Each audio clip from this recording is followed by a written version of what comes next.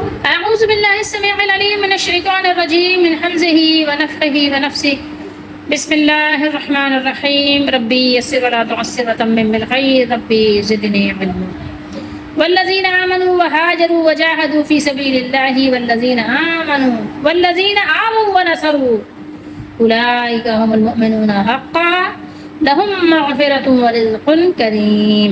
والذين آمنوا من بعد وهاجروا وجاهدوا معكم فأولئك منكم وأولو الأرحام بعضهم أولى ببعض في كتاب الله إن الله بكل شيء عليم.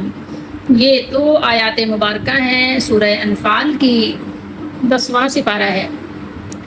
سورہ انفال یہاں پر مکمل ہوئی، کمپلیٹ اختتام ہوا سورہ انفال کا. اور وہ جو ایمان لائے اور ہجرت کی اور اللہ کی راہ میں لڑے اور جنہوں نے جگہ دی اور مدد کی وَنَصَرُ، وہی سچے ایمان والے ہیں، حقیقی ایمان والے ہیں. ان کے لیے معافی ہے اور عزت کی روزی بھی ہے. اور وہ جو بعد میں ایمان لائے، ٹھیک ہے، من بعد، ٹھیک ہے، بعد میں ایمان لائے، بعد کو ایمان لائے اور ہجرت کی، وہاجروا، اور تمہارے ساتھ کیا کیا، اللہ کی راہ میں نکلے بھی، ٹھیک ہے، وہ بھی تمہیں میں سے ہیں. معکم، تمہیں میں سے ہیں. منکم، ٹھیک ہے، تمہارے ہی ساتھی ہیں، تمہیں میں سے ہیں. وہ اولو الارحام، یہ واو جو ہے نا پڑھا نہیں جائے گا، ٹھیک ہے، یہ ڈائریکٹ آپ حمزہ کو لام سے ملا دیں گے. اولو الارحام، اور رشتے والے ایک دوسرے سے زیادہ نزدیک ہیں. کس لحاظ سے؟ وہ بعد میں بات ہوگی. اللہ کی کتاب میں، کس کی کتاب میں؟ کتاب اللہ، فی کتاب اللہ. بے شک اللہ سب کچھ جانتے ہیں، سب کچھ اللہ کے علم میں ہے. اللہ تعالیٰ ہر چیز کا علم رکھتے ہیں. بکل شیء، ہر شے کا علم اس مالک الملک کے پاس ہے جس نے آپ کو مجھے پیدا کیا ہے. وہ ہماری تمام حرکات و سکنات کو جانتے ہیں. اس آیت مبارکہ میں مسلمانوں کے پہلے دو گروہوں، کون سے دو گروہوں؟ مہاجرین اولین اور انصار کی تعریف فرمائی ہے، کیونکہ پہلے ان کا ذکر باہمی دوستی اور تعاون کی تاکید کے لیے تھا. اس آیت مبارکہ میں ان کی تعریف تین طرح سے کی ہے. پہلا تو یہ کہ یہ لوگ ایمان لائے، ہجرت کی اللہ کی راہ میں اور اہل ایمان کو جگہ دینے اور مدد و نصرت کی وجہ سے پکے مومن ہو گئے، حقیقی مومن ہو گئے، حقیقی ایمان لانے والے ہیں، حقیقی طور پر مسلمان ہیں، مومن ہیں. اگر آپ اندازہ لگائیں تو یہ اتنی بڑی ڈگری ہے، اتنی بڑی سند ہے، اتنا بڑا سرٹیفکیٹ ہے کہ جس سے بڑا سرٹیفکیٹ تو ڈگری بھی تو ہو بھی نہیں سکتی. آپ اندازہ لگا سکتے ہیں. اگر ہمارے بچے جو تعلیم حاصل کرتے ہیں ان کو ان کے انسٹیٹیوٹ سے اگر کوئی سند مل جائے تو ہم کتنا خوش ہوتے ہیں اور سب کو دکھاتے پھرتے ہیں. اب جو اللہ کی طرف سے ڈگری ملی ہوئی ہو اس کی تو آپ کوئی قیمت ہی نہیں لگا سکتے، کوئی اندازہ ہی نہیں کر سکتے. اس اعزاز کا، اس تکریم کا آپ کیا اندازہ کر سکتے ہیں، ٹھیک ہے. لیکن یہاں ایک بات اور بھی ہے کہ وہ لوگ جو ایمان تو لے آئے مگر ہجرت نہیں کی، جس کی وجہ سے ان کے ایمان میں کچھ خامی کہہ لیجئے یا نقص کہہ لیجئے، جو کہ ہم پیچھے ہم نے پڑھا بھی تھا سورہ نساء وغیرہ میں.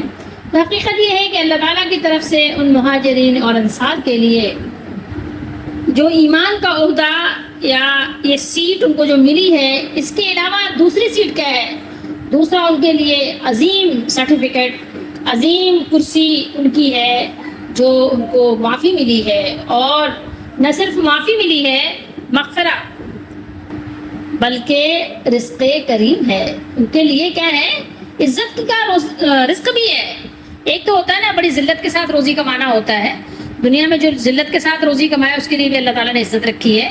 لیکن بہرحال ایک انسان تھکا ہارا، پسینے میں شرابور، دھوپ میں کبھی ٹھیلے لگا رہا ہے، کبھی چپس بیچ رہا ہے، کبھی سر پہ جھابا رکھ کے کوئی پھل فروٹ بیچ رہا ہے، سبزیاں بیچ رہا ہے، کوئی دھنیا کی پتی بیچ رہا ہے، تو ظاہر ہے روزی تو کما رہا ہے، عزت تو ملے گی اس کو. لیکن بہرحال اس سے تو پوچھو، جب اس کو لوگ حقارت کی نظر سے دیکھتے ہیں تو ٹھیک ہے، روزی تو وہ حاصل کر لیتے ہیں، لیکن جب لوگ تو چین نہیں لینے دیتے نا. جب لوگ اس کی تحقیر کرتے ہیں تو کوئی اس سے تو پوچھے جا کر اور ایک شخص وہ ہے جو عزت و کرم کی روزی، جس کو لا کے اس کے خادم، اس کے ملازم اس کو جی سر، یس سر، جی میڈم، جی میم، ٹھیک ہے، جی صاحبہ، ٹھیک ہے، کچھ بھی انداز سے ان کو پکارتے ہیں عزت کے ساتھ، اور ان کے سامنے لا کر انواع اقسام کی ڈشز پیش کرتے ہیں، تو آپ اندازہ لگا سکتے ہیں کہ دنیاوی پروٹوکول ہے، لیکن ذرا آپ آخرت کے لیے تو ذرا آپ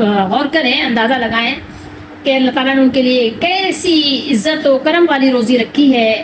یہ اللہ تعالیٰ نے ان کو سند دی ہے، سرٹیفکیٹ دیا ہے، ان کی ڈگری ہے۔ دیکھ لیجیے آپ، قرآن بیان کر رہا ہے، میں نے تو کوئی بات نہیں کہی نا، یہ تو ہمارے اور آپ کے مالک نے ان کو یہ سند دی ہے۔ اگر میں اور آپ بھی ان کے پیچھے چلیں گے، ان کے نقش قدم پہ چلیں گے، تو مجھے اور آپ کو بھی اللہ تعالیٰ اپنے دربار سے دھتکاریں گے تو نہیں۔ اور بہرحال دنیا میں بھی عزت تو ہر ایک کو چاہیے، کس کو نہیں چاہیے؟ کون ذلت کی زندگی گزارنا پسند کرتا ہے؟ اور خود ہمارے مالک نے بھی اس بات کو پسند نہیں کیا کہ تم دنیا میں ذلت کی زندگی بسر کرو۔ اور یہ جو میں نے چند آپ کو مثالیں دی، کوئی ذلت نہیں ہے، یہ تو لوگوں کی اپنی سوچ کی بات ہے۔ بہرحال عزت سب کو چاہیے، تو جنت میں جو عزتیں ملیں گی وہ تو ملیں گی، ٹھیک ہے، جنت کے بے شمار نعمتوں کے ساتھ دنیا میں باعزت روزی کا اللہ نے وعدہ کیا ہے۔ دنیا میں عزت کی روزی سے مراد مال غنیمت اور مال فے بھی ہے، جو خالص ان لوگوں کا حق ہے جو سردار کے ساتھ شریک فی سبیل اللہ ہوتے ہیں۔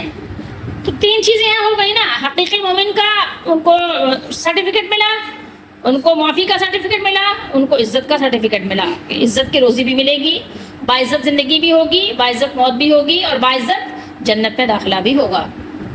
تو ہمیں اور آپ کو چاہیے کہ ہم بھی سچے مومن بننا چاہیں۔ ہمارے لیے یہاں سبق یہ ہے کہ سچے مومن بننے کے لیے ہم بھی اپنی ساری ایفرٹ لگا دیں۔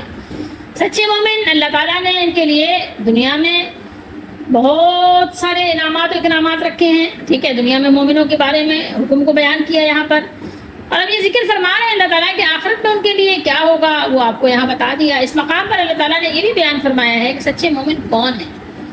سچے مومن کون ہیں؟ آپ نے دیکھے سچے مومن آپ کے دور میں آپ کو نظر آتے ہیں؟ نہیں نظر آتے، شاید کہیں چھپے ہوئے ہوں، اکا دکا، ٹھیک ہے۔ ایک کام مومنوں والا کر لینے سے کوئی مومن نہیں ہو جاتا، ٹھیک ہے۔ جیسا کہ سورہ مبارکہ کے آغاز میں بھی یہ بیان فرمایا تھا، اللہ سبحانہ و تعالیٰ نے بیان فرمایا ہے کہ وہ اپنے مومن بندوں کو اچھی جزا دیں گے، انہیں معافی نامہ ملے گا، ان کو معاف کر دیا جائے گا، معافی نامے سے ان کو نوازے جائیں گے وہ، اور اگر ان سے گناہ ہوئے ہیں، اگر کیا ہو ہی جاتے ہیں، ٹھیک ہے، کوئی مومن ایسا نہیں جس سے بھول چوک نہ ہو، خطا و نسیان نہ ہو، کوئی بھی اس سے مبرہ منزہ تو ہے نہیں، ٹھیک ہے، خطا نسیان کا مریض تو ہے ہی، بہت بڑا مومن بھی ہو تو پھر بھی بھول چوک ہو ہی جاتی ہے، تو اللہ تعالیٰ نے یہاں پر ان کو یہ بھی بتا دیا کہ تم کو معاف بھی کر دیا جائے گا، ٹھیک ہے۔ اور تمہارے لیے رزق کریم ہے، اللہ تعالیٰ تمہیں رزق کریم سے نوازیں گے، ایسے رزق سے جو بہت اچھا ہوگا، بہت زیادہ ہوگا، بہت پاکیزہ ہوگا، دنیا کے علاوہ آخرت میں، ٹھیک ہے، دنیا میں کمی بیشی ہو سکتی ہے، ٹھیک ہے، لیکن پاکیزہ ہوگا، اور اس کے علاوہ آخرت میں کیا ہے، وہ دائمی ابدی اور سرمدی نعمتیں تمہارے لیے تمہارا انتظار کر رہی ہوں گی، جو کبھی ختم نہیں ہوں گی، اور نہ ہی بہت زیادہ ہونے کی وجہ سے، نہ ہی ہر وقت ہونے کی وجہ سے آپ کو اس سے اکتاہٹ بھی نہیں ہوگی، ٹھیک ہے، کہ یار اتنی ساری آ گئیں کیا کریں، گھبرا گئے، نہیں، اکتاہٹ بھی نہیں ہوگی، کبھی اس سے آپ اکتاہٹ محسوس نہیں کریں گے۔ اس سے پہلے بھی ہم پڑھ چکے ہیں کہ جب رسول اللہ صلی اللہ علیہ وآلہ وسلم اور آپ کے صحابہ کرام مدینہ شریف تشریف لائے تھے تو رشتہ اخوت قائم ہوا تھا نا، مہاجرین اور انصار بھائی بھائی بنا دیے گئے تھے، تو اخوت کی بنیاد پر وراثت میں حصے دار بنتے تھے، تو اس آیت سے اس کو منسوخ کر دیا گیا، اب وارث صرف وہی ہوں گے جو نسبی اور سسرالی رشتوں میں منسلک ہوں گے۔ اللہ تعالیٰ کی کتاب یا اللہ کے حکم سے مراد یہ ہے کہ لوح محفوظ میں اصل حکم یہی تھا جو کچھ اللہ تعالیٰ نے بیان فرمایا، لیکن اخوت کی بنیاد پر صرف عارضی طور پر ایک دوسرے کا وارث بنا دیا گیا تھا، جو اب ضرورت ختم ہونے پر غیر ضروری ہو گیا اور اصل حکم نافذ کر دیا گیا۔ آیت نمبر 75 والذین آمنوا من بعد، کیا فرمایا؟ اس آیت میں مسلمانوں کے چوتھے گروہ کا ذکر فرمایا، جنہوں نے صلح حدیبیہ کے بعد یا جنگ بدر کے بعد جب اسلام ایک طاقت بن گیا، ایک فورس بن گیا، ایک طاقت بن کر ابھرا، تو وہ لوگ ایمان لائے، ایمان لا کر ہجرت کی، یہ لوگ بھی مہاجرین اولین اور انصار کے ساتھ ہی شمار ہوں گے۔ لیکن یہاں ایک بات اور بھی بتا بھی دی گئی، سمجھا بھی دی گئی، جب نیکی کا معاملہ آئے تو پھر اول آنے کی کوشش کرو، ٹھیک ہے؟ اگر آپ نے وہاں پر فرسٹ ڈویژن نہیں لی ہے تو لازمی بات ہے کہ آپ سیکنڈ ہو گئے، نہیں تو تھرڈ ہو گئے۔ تو اب اگر ظاہر ہے پھر آپ نے قبول کرنا ہے، جو کچھ آپ نے کیا تھا اس کو آپ نے اپنے دل کی گہرائیوں سے قبول کرنا ہے۔ تو یہاں پر یہ بات بتا دی گئی کہ سبقت کی وجہ سے جو پہلوں کا درجہ ہے وہ تو ظاہر سپیریئر ہیں، مقدم ہیں، ٹھیک ہے؟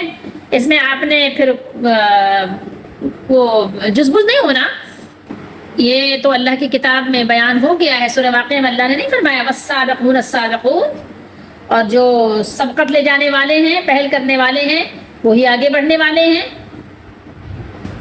لیکن بعض والوں کو ایک موقع دیا گیا ہے، آپ کو ایک موقع کیا دیا گیا ہے وہ دیکھیے، بخاری شریف ہے، حدیث نمبر ہے 6168 6168۔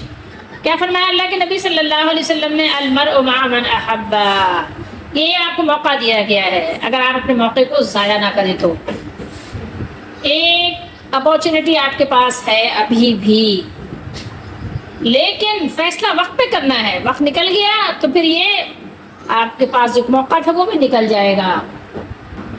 انسان المرء مع، ساتھ، انسان اس کے ساتھ ہے جس سے وہ محبت رکھتا ہے۔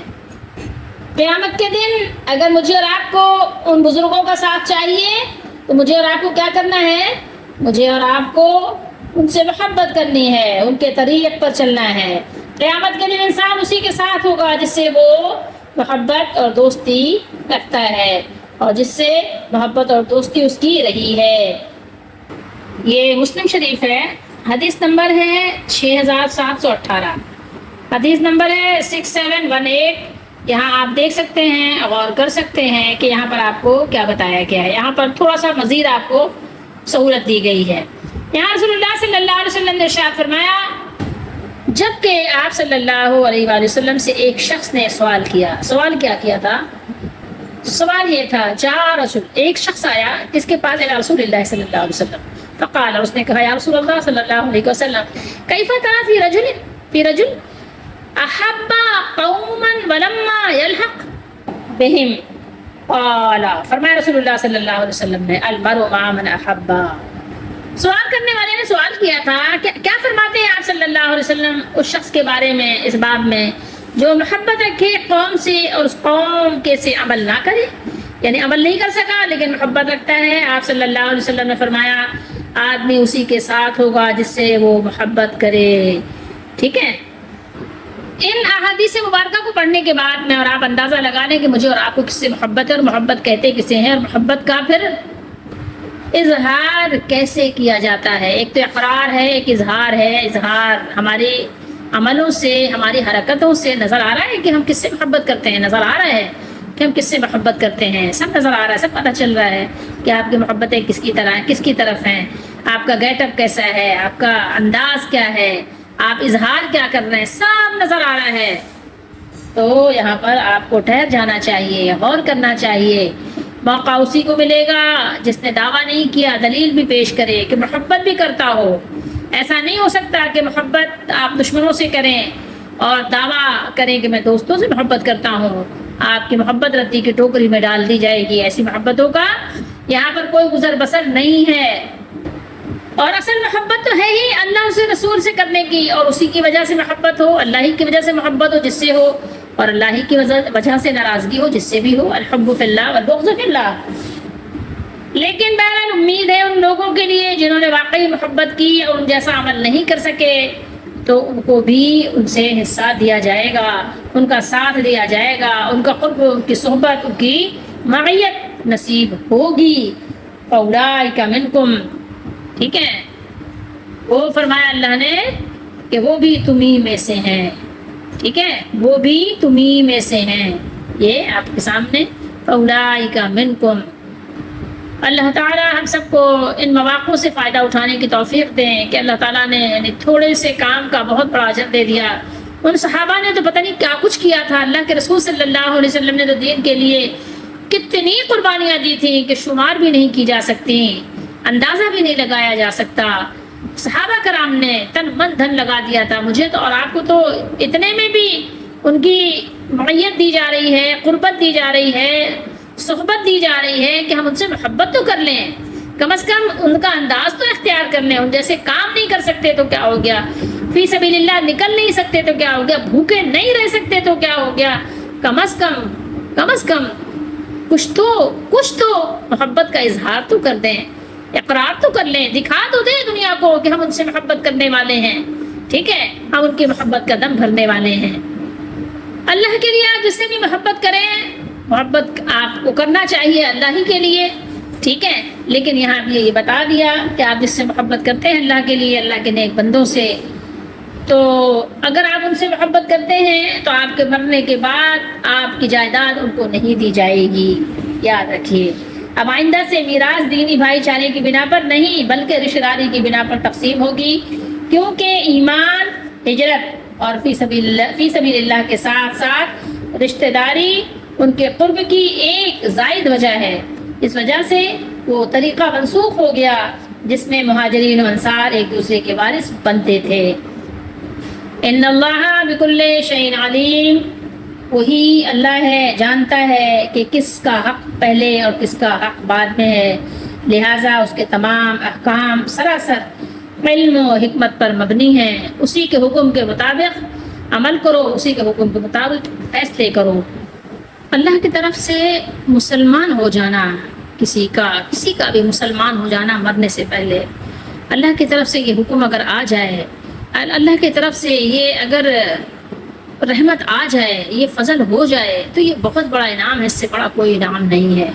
اور پھر یہ کہ آپ نیک عمل کرنے کا موقع بھی پا لیں تو اس سے بڑا بھی کوئی انعام نہیں ہو سکتا۔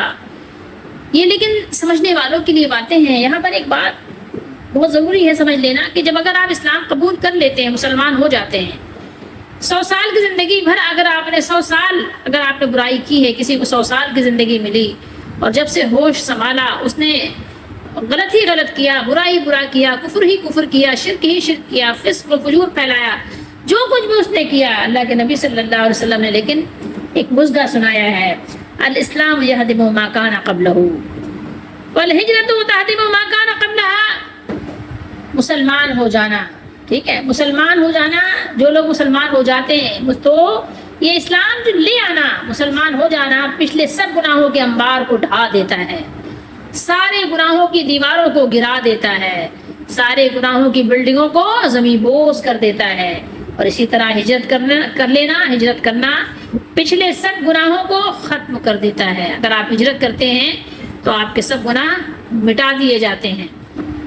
اگر اللہ نے وقت دیا ہے جلدی کریں، جلدی توبہ کریں، جلدی سے اپنے گناہوں پر نادم ہوں، جس حال میں بھی ہیں اپنے حال سے حال کو بدلیں، اور اگر آپ گناہوں کی زندگی گزار رہے ہیں تو نیکیاں اختیار کریں، اگر آپ بھٹکے ہوئے ہیں تو راہ راست اختیار کریں، اگر آپ کفر و شرک میں ملوث ہیں تو ایمان، اخلاص، توحید اختیار کریں۔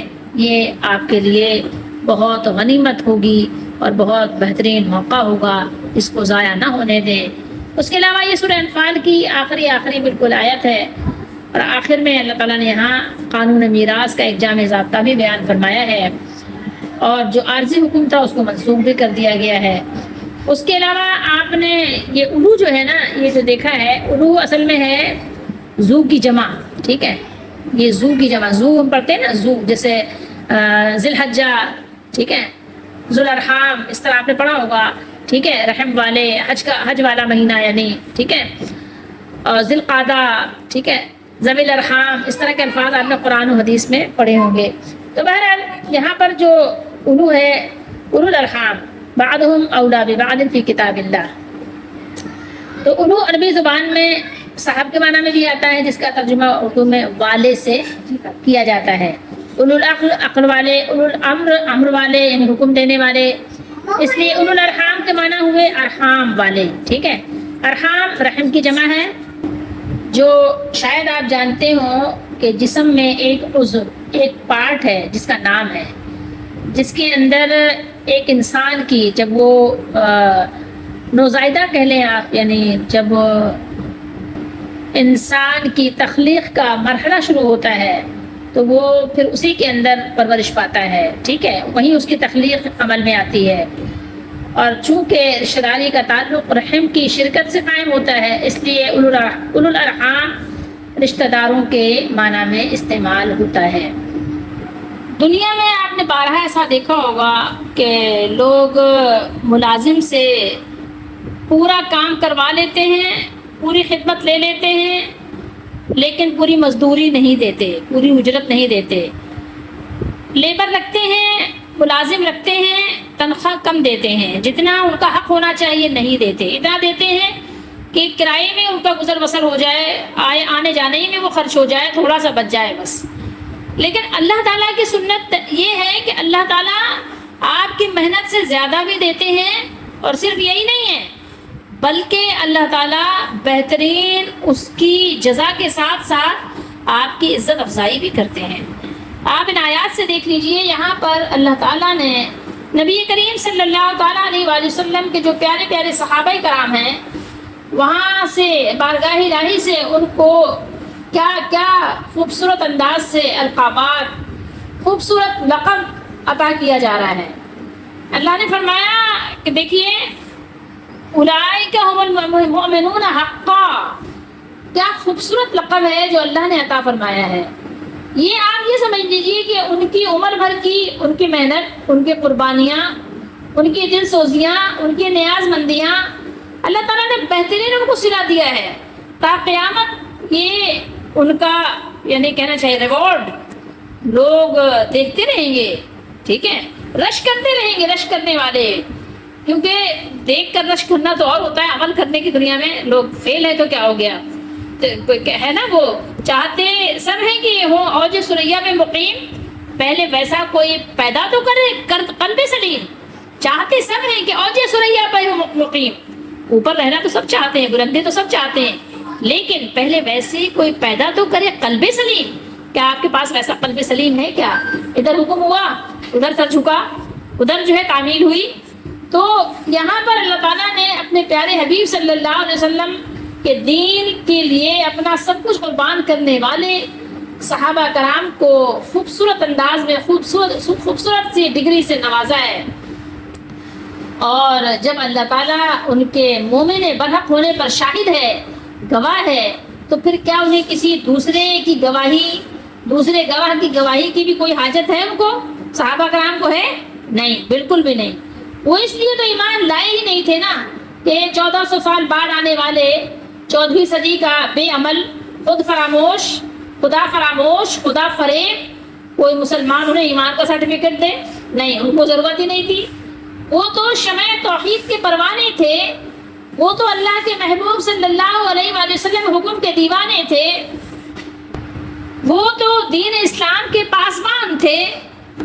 تو بہت مبارک ہے ان لوگوں کے لیے، بہت مبارکباد کے مستحق ہیں وہ لوگ جو ان جیسا دل رکھنے کی کوشش کرتے ہیں، ان جیسی نگاہیں مانگتے ہیں، اور ان کے نقوش پا کو اپنے لیے راہ گزر بنانے کی کوشش کرتے ہیں، شوق رکھتے ہیں۔ ان کو دنیا کی طلب تھی ہی نہیں۔ اور ایک بات جان لیجئے، جو دنیا کے پیچھے بھاگتا ہے نا، دنیا اس سے آگے بھاگتی ہے، وہ اس دوڑ میں تھک جاتا ہے۔ انسان دنیا کے پیچھے بھاگ رہا ہے، دنیا آگے بھاگ رہی ہے، دوڑے جا رہا ہے، یہاں تک کہ اس کی موت آ جاتی ہے۔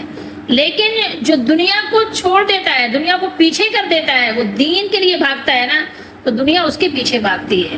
یاد رکھیے، یہ رشتے قریب پر بات آئی نا، تو میں نے کہا آپ تھوڑا سا اس پہ بھی غور کر لیں کہ اللہ نے ان سے مغفرت، رشتے قریب کا وعدہ فرمانے کے بعد ان کو آگاہ کر دیا، ان کو یعنی کہنا چاہیے کہ اطلاع دے دی، خبر دے دی کہ دیکھو تمہارے لیے دونوں جہانوں کی سعادتیں ہیں، تم کو دونوں جہانوں کی سعادتوں سے بہرہ مند کیا جائے گا، ٹھیک ہے؟ تم اللہ کے حبیب صلی اللہ علیہ وسلم جو دین لے کر آئے ہیں، تم اس کے مشن کے لیے مرے اور مٹے جا رہے ہو، تم جاباز سپاہی ہو، جاباز صحابہ ہو، تو تم سرفروش ساتھی ہو کس کے؟ اللہ کے رسول کے۔ تو دیکھو، یاد رکھو، قیصر و کسریٰ کے خزانے تمہارے قدموں میں ڈھیر کر دیے جائیں گے، لیکن تم اس کو بھی کوئی خاطر میں نہیں لاؤ گے۔ اور اگر کوئی غلطی تم سے سرزد ہو گئی تو اسے معافی کا پروانہ دے دیا جائے گا، اور دے بھی دیا گیا۔ بدر والوں جو کچھ بھی کرو تم جنتی ہو چکے۔ اب ہم خود غور کریں کہ جن کی لفزشوں کو اللہ رب کریم نے معاف کر دیا ہے اور معافی کا وعدہ فرما دیا ہے، تو ہم میں سے کسی کو ان پر کیا انگلی اٹھانے کا حق پہنچتا ہے؟ خود آپ غور کیجئے گا۔ اس مقام پر ہمیں دعا کرنی چاہیے کہ اللہ تعالی ہم سب کو بھی صحابہ کرام کے طریقے پہ چلنے کی توفیق دے، ان سے بس اچھی محبت عطا فرمائے، اور ان کے کسی بھی کام اور کسی بھی جو بھی ان کے عمل ہیں اس پہ انگلی اٹھانے سے اور وہاں پر نقص نکالنے سے پرہیز کرنے کی توفیق دے۔ اللہ تعالیٰ ہم سب کو ان باتوں کی سمجھ عطا فرمائے۔ مصور کھینچ ایسا نقش جس میں یہ صفائی ہو، ادھر فرمان نبوی ہو ادھر گردن جھکائی ہو، ہوتے ہوئے مصطفیٰ کی گفتار مت دیکھو کسی کا قول و قرار۔ جب ادھر سے حکم آ جائے تو بس چل پڑو، اور ادھر ادھر آپ کو دیکھنے کی ضرورت نہیں ہے، ہیئر اینڈ دیئر نہیں۔ ایک بات ہے، کلاس میں اول آنے والے تو بہرحال ظاہر ہے ان کا ایک اعزاز، ایک اکرام، ایک تکریم تو ہے، لیکن یہ بھی نہیں ہے کہ جنہوں نے اچھے نمبر حاصل کیے ہیں وہ بھی بالکل کہنا چاہیے کہ دفر تو نہیں ہے نا، کچھ نہ کچھ تو انہوں نے بھی حاصل کیا ہے۔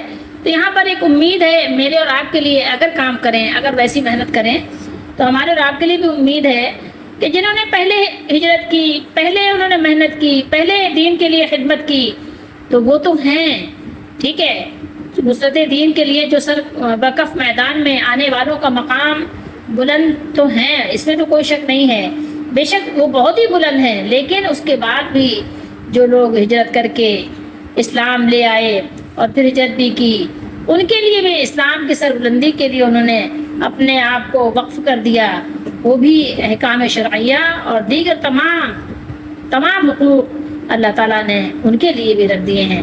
ضرورت کے وقت ایک دوسرے کی نصرت بھی ضروری ہوگی اور ایک دوسرے کے وہ حامی و ناصر بھی ہوں گے، لیکن اس کے ساتھ ساتھ اللہ تعالیٰ ان کے لیے بھی اپنی رحمت کا دروازہ، اپنے فضل کا دروازہ ہر وقت کھولے رکھیں گے۔ اللہ تعالیٰ ہم سب کو ان کے نقش قدم پر چلنے کی توفیق بھی دے، اور اللہ تعالیٰ ہم سب کو وہ جذبہ بھی دے۔ قرآن مجید جب بھی ہم تلاوت کریں تو اس کو صرف پڑھ کے یوں ہی نہیں گزریں، بلکہ وہ جو لمحات ہیں، وہ جو اوقات ہیں جو صحابہ کرام نے رسول اللہ صلی اللہ علیہ وسلم کے ساتھ گزارے، جو وہ ایک وقت تھا، اس کو بھی کبھی اپنے ذہن میں لایا کریں، کبھی اس کو بھی سوچا کریں، کبھی اس سے متعلق کوئی غور کیا کریں، اور اپنی زندگی کو بھی اسی نقش قدم پر ڈھالنے کی کوشش کریں۔ جھوٹی امیدیں نہ دلائیں کہ صرف شیطانی جو وسوسے ہیں، وہم ہیں کہ ہاں ہم بھی اچھے ہیں، ہم نماز پڑھتے ہیں، نہیں، دین میں ہمیں پورے اہتمام کے ساتھ ہر طرف سے، یعنی کہنا چاہیے وہ بچہ فرسٹ آتا ہے جو ہر سبجیکٹ میں جو ہے نمبر اچھے لیتا ہے، یہ تو نہیں کہ ایک سبجیکٹ میں فیل ہو گئے آپ 0 ہو گئے، ایسا تو نہیں ہو سکتا نا، یا ایک میں آپ 10 نمبر لے کر آئے۔ تو اسی طریقے سے آپ سمجھ لیجیے دین میں بھی ہمیں سارے جتنے بھی اللہ تعالیٰ نے حکم دیے ہیں سب کو کوشش کرنا ہے کہ سب کو جو ہے اپنے عمل میں نافذ کرنا ہے، سب پر عمل کرنا ہے، سب میں نمبر لینا ہے۔ اللہ تعالیٰ ہم سب کو توفیق دیں اور ہماری رہنمائی اور ہماری دستگیری فرمائیں، اور بے شک اللہ تعالیٰ کی مدد کے بغیر کوئی کام نہیں ہوتا۔ تو جس جگہ آپ کے لیے رہنا مشکل ہو جائے، جس جگہ آپ کی جان، مال، عزت، آبرو پر حرف آنے لگے، حملہ ہونے لگے، تو وہاں سے آپ کے لیے ہجرت کرنا بھی قرآن نے بار بار حکم دیا ہے کہ آپ ہجرت کریں، وہاں سے آپ نکلیں۔ اللہ کی زمین وسیع ہے، اللہ کی زمین بہت کشادہ ہے، تو آپ وہاں سے نکلنے کی کوشش کریں، اپنے جان، مال، عزت، آبرو کی حفاظت کریں، یہ آپ پر ضروری بھی ہے اور آپ پر لازم اور فرض بھی ہے۔ قرآن نے فرمایا کہ اپنے آپ کو اپنے ہاتھوں سے ہلاکت میں مت ڈالو۔ تو بس یہ ان آیات کی روشنی میں آپ دیکھیں کہ کہاں آپ کے لیے سیفٹی ہے، اپنی سیفٹی کا بھی بہت زیادہ خیال اور اہتمام رکھیں۔